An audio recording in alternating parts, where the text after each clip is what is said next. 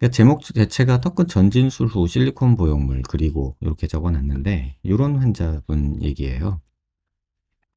지금 이 모습 보시면 왠지 뭔가 어색한 부분이 어디가 보이시는지 모르겠어요. 뭐 어딘가가 조금 어색하다라든가 뭔가 좀 있어야 되거든요. 근데 지금 보면은 여기가 볼록하죠. 이 부분이. 여기가 왜 볼록할까? 반면에 여기는 볼록한데 여기는 또 이렇게 꺼져 있어요. 그래서 도대체 이 모습은 뭘까? 이제 이런 생각이 들죠. 그래서 사선에서 보면 또 여기는 이렇게 볼록하고 또 잘 보면 여기는 약간 줄이 간 것도 보이고 여기는 또 이렇게 좀 꺼져 보이는 듯도 보이는 약간 이런 느낌이 있어요. 그래서 이게 왜 이렇게 생겼냐. 그래서 CT 단면을 보면 지금 이 녀석이 이렇게 실리콘 보형물이 들어있는 거고요. 요렇게가. 그 다음에 요거는 전진수를 해 놓은 거예요. 그런데 또 비대칭이 존재를 하죠. 그래서 이런 일들이 왜 이렇게 반복될까? 애시당초 시작은 무턱이었겠죠? 그러니까 무턱으로 시작을 했는데 턱끝 전진수를 하면 좋아진다 그래서 턱끝 전진수를 했고 전진수를 하고 나니까 뭔가 아쉬워서 보형물을 실리콘 보형물을 넣었는데 실리콘 보형물을 넣고 나선 여기만 볼록해지고 여기는 없는 이런 상태가 돼버린 거죠. 사실 정상적으로 조금 나이스한 모습이 되려면 이런 식으로 돼야지 나이스한 모습이겠죠. 오히려.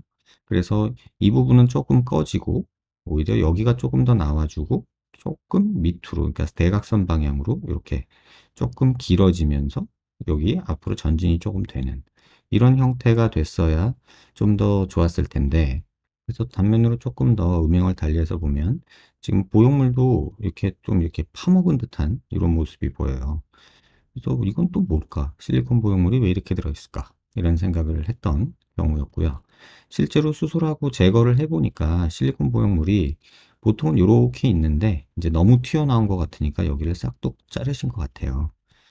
그래서 사선에서도 보면 여기만 이렇게 정면에서 보면 요만큼만 이제 볼록한 걸 없애려고 이렇게 판 거죠. 그런데 여기 튀어나온 거랑 실리콘이랑 여기 단차가 또 보이는 거고요. 그게 지금 이 모습에서 보면은 이게 실리콘이 만들어내는 음영이고 여기가 전진술이 만들어내는 음영이고 여기가 단차가 생기는 이런 전형적인 모습이에요. 그래서 이런 형태의 보형물이 왜 들어갔을까? 그리고 이 보형물을 제거하고 수술 중에 찍은 사진인데 이게 이제 그 회원 게시판에는 제가 칼라 사진으로 올려놨어요. 근데 지금 여기 잘 보시면 흑백으로 보여서 좀 그러실 수 있는데 여기가 플레이트 있는데요. 요렇게 요렇게 이렇게 플레이트가 4개가 이렇게 있죠. 이런 식으로. 근데 이제 한 10년 정도 지나면은 이 플레이트가 이렇게 위로 뼈가 덮어요. 그리고 잘 보면은 여기도 와이어가 있고요. 또 이쪽 어디도 스크류가 하나 있어요. 그래서 이런 것들을 왜 보형물 넣으면서 제거를 안 했을까? 일단 이게 제 첫 번째 의문이에요. 보형물을 여기다가 덧댄다 하더라도 여기다가 조금 어, 실리콘을 넣더라도 이런 금속 보형물, 그 고정물들은 좀 제거를 하고 하는 게 좋지 않을까 하는 개인적인 생각이 있는데 그래서 요로 환자는 요 플레이트는 다 제거를 했어요. 그래서 요거를 뒤에서 조금 더 보여드릴게요. 그래서 다 제거를 하고 지금 보시면 여기 실리콘이 있던 거 여기 지금 실리콘은 이렇게 있는데 제거하고 턱을 조금 더 이렇게 전진시키고 여기 비대칭 있는 부분도 이렇게 메꿔준 모습이에요. 그래서 이건 수술 후 바로 이제 수술하고 나서 바로 CT 찍어서 확인을 하거든요. 그래서 그 수술 후 CT 확인한 모습이고요. 이걸 잘 보면은 여기도 보면은 이렇게 보형물이 이렇게 있죠. 그리고 겹쳐서 보면은 이게 수술 전하고 후인데요. 후에서 보면은 좀 더 앞으로도 나갔고 길이도 조금 늘어나서 이렇게 전진시킨 대각선 방향으로 그런 모습이에요. 그래서 지금 수술한 지 이제 뭐 일주일도 안 됐기 때문에 제가 한 4, 5개월 지난 다음에 경과가 이제 눈에 보이기 시작하면 그때는 요 전후 피부 음영으로 좀 비교를 해드릴게요. 그래서 이런 일들이 왜 생기냐 그러면 그거에 대해서 오늘 좀 말씀드리고 싶어요. 예전에 제가 이런 플로우 차트 한번 만들었던 적 있죠. 무턱이다 생각된다. 그러면 대다수의 인터넷 병원들 뭐 광고 글, 뭐 블로그, 뭐 유튜브 그러면은 무턱이다. 뭘 하냐? 이렇게 물어보면 자기 병원에서 하는 거를 주로 얘기를 하죠. 예를 들면 무턱인데 돌출입을 수술을 한다. 뭐 이렇게 하는 병원도 있고요. 양악을 해야 된다. 이렇게 광고하는 병원도 있고, 또 요새는 여기 안 나왔지만 교정을 한다. 라는 병원도 교정하시는 선생님들이 이제 좀 생겨나시는 것 같아요. 그래서 교정을 한다. 또는 악교정을 한다. 양악을 한다. 또는 돌출입 수술을 한다. 또는 뭐 필러를 맞자. 또는 전진술을 하자. 뭐 실리콘 보형물을 넣자. 이런 식으로 2단계에서 열로 그냥 바로 가요. 또 2단계에서 보형물로 바로 가요. 또는 2단계에서 필러로 바로 가요. 저는 여러분들이 이러지 않으셨으면 좋겠다는 거예요. 제가 이 플로우 차트를 만든 게 2018년도거든요. 그럼 2018년도에 제가 이걸 만들고서 여러분의 내가 무턱이라면 이런 체크리스트들을 확인해 가면서 수술 방법을 찾아라 그 얘기였어요. 근데 대다수의 병원들이 지금 어떻게 하냐고는 무턱이면 뭐 입 넣자 양악하자 또는 무턱이면 돌출입이니까 돌출입 수술하자 또는 무턱이면 턱끝 전진술 하면 다 된다 안 되는 경우 없다 또는 무턱이면 턱끝 보형물 넣어라 자연스럽다 또 무턱이면 필러 넣자 뭐 진피 넣자 지방 이식하자 뭐 이런 식으로 이제 다 1대1로 간단 말이에요. 그래서 저는 그거를 반대하는 입장이에요. 제가 여기 써놨던 이 보형물도 뭐 3DP 보형물도요. 여기서 이렇게 바로 가지 않아요. 실제로 저한테 수술 받으신 분들 대부분들이 요거 있으면 양악하세요 하고 제가 돌려보내기도 하고요. 돌출입 있다 그러면은 뭐 일로 가세요 라고 제가 돌려보내기도 하고요. 또 돌출입 있고 양악 있고 뭐 다 교합 괜찮다 그러면 제가 환자에 따라서는 어떤 경우는 뭐 요런 경우에서 턱끝 전진술 합시다 하고 턱끝 전진술로 가기도 하고요. 또는 그냥 지방 조금 맞고 필러 맞지 그래? 라고 이렇게 돌려보내기도 하고요. 저라고 뭐 다 이것만 하는 건 아니에요. 근데 이상하게 환자분들이 이 수술 방법으로만 집중을 하다 보니 병원에서 이렇게 광고하는 거로만 따라가다는 얘기예요. 양악하는 병원에서는 무조건 양악해라 그러고 돌출입하는 병원에서는 무조건 돌출입하라 그러고 뭐 전진술하는 병원에서는 전진술로 다 된다 그러고 뭐 보형물로 하면은 뭐 다 된다 그러고 필러 놓는 병원에서는 다 된다 그러고 그러다 보니까 어떤 일이 생기냐면 전진술 했다 안 되면은 보형물 했다 또 모질라면 필러 넣었다 이렇게 여러 번 거쳐서 오는 경우가 많아요. 또 하나는 악교정 수술했다가 전진술 또 했다가 또 보형물 넣었다가 또 필러도 넣어봤다가 그리고 저한테 오시는 분도 계세요. 이게 왜 계속 반복될까? 그게 제가 3년, 4년 동안 계속 고민했던 내용이에요. 근데 이게 어쩔 수 없는 것 같아요. 제가 아무리 요거 플로우 차트 만들어 놓고 여러분한테 이렇게 막 설명을 해도 요거 좀 간단해 보이는데 된다는 사람이 있는데 뭐 된다니까 나도 해보고 싶은데 또는 어떤 블로그가 보니까는 전진술로 다 된다. 안 되는 경우 못 봤다. 뭐 이런 얘기 하니까 그럼 전진술 먼저 해볼까? 뭐 이런 식으로 뭐 수술비도 그렇고 뭐 회복 기간도 그렇고 그러니까 보형물이 좀 편할래나? 뭐 아무튼 요런 식으로 수술 방법을 놓고 여러분들이 고민을 하시더라고요. 이게 좋냐, 이게 좋냐, 이게 좋냐, 이게 좋냐를 넣고 그 방법을 놓고 고민하시더라고요. 제발 그러지 마세요. 방법을 놓고 고민할 내용이 아니라 요 중간에 사실은 요 과정이 더 중요해요. 요런 어떤 어 디시전 메이킹이라고 하죠. 결정을 하기 위한 어떤 그 근거를 만들어야 되잖아요.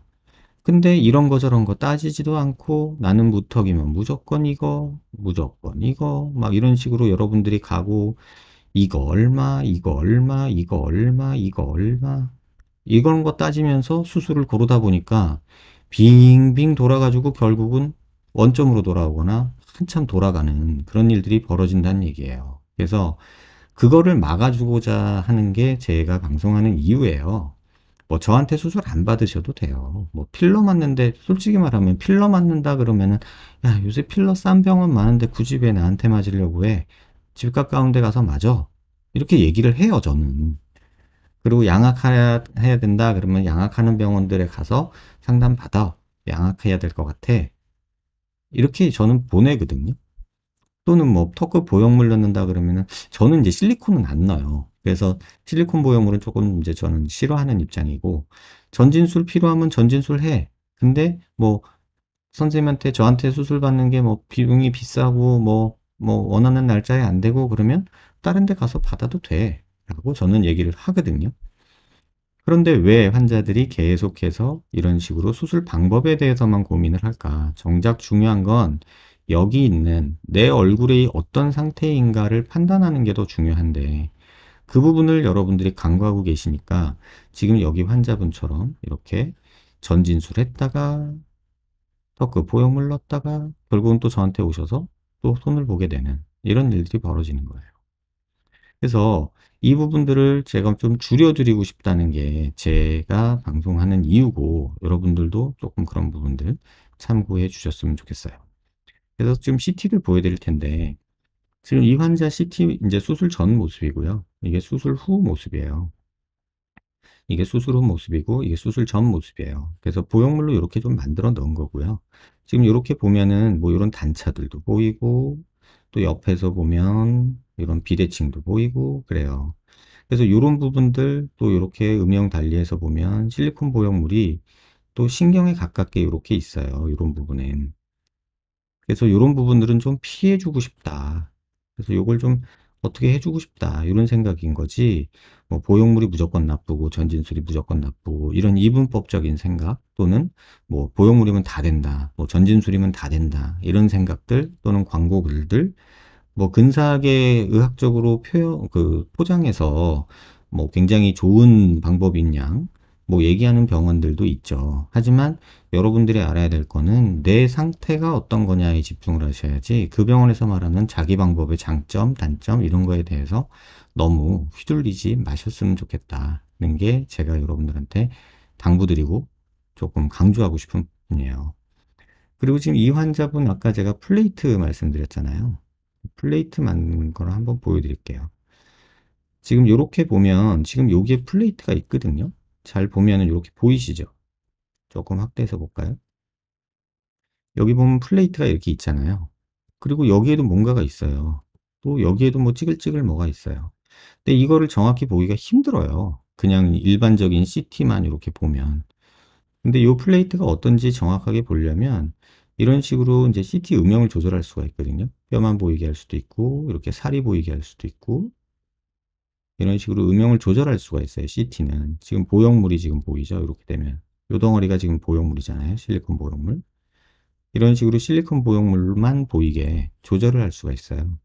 그래서 이거를 스레시홀드 값이라고 하는데 이걸 계속해서 바꾸면은 뼈는 다 없어지고 금속만 남고 치아만 남아요.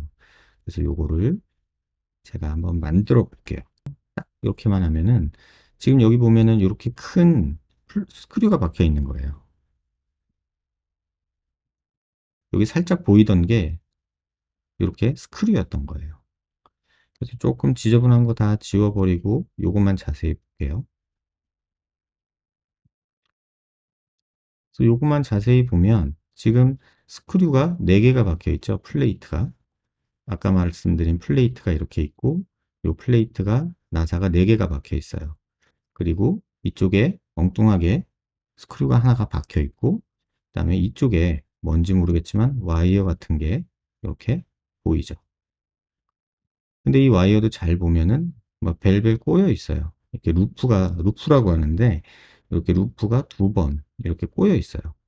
그래서 뼈에 완전히 박혀 있는 이런 와이어들을 완벽하게 제거를 하려면 이런 식으로 확인을 해줘야 돼요. 이게 CT를 가지고 확인하는 거거든요. 그래서 이렇게 확인을 해서 아 여기에 요런 루프로 요렇게 있구나. 여기에 루프가 이렇게 2개가 이렇게 있구나. 그 다음에 스크류가 4개가 있구나. 그 다음에 플레이트는 4구짜리가 있구나. 여기는 스크류가 긴 게 하나 박혀 있구나. 이걸 확인하고 빼줘야 돼요. 그래서 어쨌든 간에 이런 것들도 CT에서 충분히 볼 수 있는데 제가 계속 CT 거리는 이유가 이런 데 있어요. 이거를 의사 선생님들도 이렇게 조절해서 보는 걸 모르시는 분들이 되게 많아요. 그래서 뭐 CT 뭐 할라 찍어? 이러는 분들도 있고 그런데 이거 어떻게 CT 안 찍고서 알겠어요. 이렇게 박혀 있는 거를. 또 요 뒤에까지 철사가 이렇게 나와 있는 거를 이거 어떻게 안 끊어 먹고 잘 뺄 수가 있겠어요. 그래서 이런 부분들이 이제 여러분들이 체크하셔야 되고 의사 선생님들도 아셔야 되는데 그냥 단편적으로 뭐 전진술에서 조금 마음에 안 드니까 이렇게 실리콘 넣을까? 뭐 이런 식으로 생각하진 않으셨으면 좋겠고, 또 하나 제가 강조드리고 싶은 건 뭐냐면, 지금 이렇게 보시면 지금 이건 정렬을 해 놓은 모습인데, 지금 요런 비대칭은 요거 미미하다고 얘기할 수도 있잖아요. 근데 요런 것들도 때로 보이는 경우가 꽤 있거든요. 그럼 이걸 뭔 수로 맞힐 거냐 이거죠. 뭐 내 뼈를 이렇게 잘라내면은 뭐 맞출 수도 있겠죠. 근데 이렇게 자르기만 하다 보면은 여기도 잘라내고 여기도 잘라내고 하다 보면은 계속 체부 볼륨 줄어들고, 그럼 이제 뒤집어진 오메가 쉐입 만들어진다. 제가 계속 그렇게 말씀을 드리는 이유가 그거고요. 그래서 이런 식으로 뭔가 좀 CT를 가지고 정확하게 판단하고 내 턱이 어떤 턱이었는지 좀 정확하게 알면 좋은데, 실제로 현실에서 그렇게 안 되는 경우는 여러분들이 본인 얼굴에 대한 판단보다는 그 보여지는 그런 어떤 내 얼굴에 대한 분석 이런 거보다는 그냥 수술 방법, 수술비 이런 거에 여러분들이 조금 더 집중해서 그런 게 아닌가 이런 생각이 들어요. 그럼 턱끝 전진술을 했는데 지금 이분은 전진술이 몇 미리가 됐을까요? 지금 이렇게 단면에서 보면 여기서부터 여기까지 전진된 거거든요. 그럼 꼴랑 2.3mm 전진됐어요. 그럼 2.3mm 전진하는 게 과연 의미가 있을까? 그리고 모질한다고 또 부족하다고 생각돼가지고 또 이렇게 실리콘 보형물을 넣으셨거든요. 그래서 이 실리콘 보형물이 지금 여기서부터 여기까지 보면은 이건 또 4mm예요.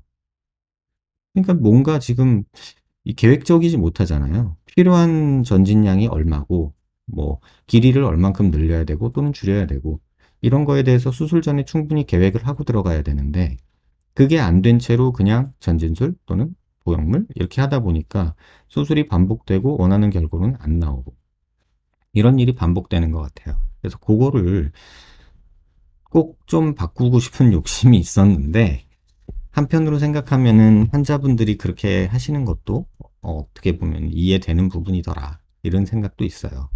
그래서 제 방송 보시는 분들만이라도 제발 부탁한데 본인의 상태에 대해서 고민을 하셔야지, 뭐 무슨 방법이 좋다, 무슨 방법이 어떤 거냐, 그 방법은 어떠냐, 이런 거에 너무 연연해 하시는 거는 옳지 않다.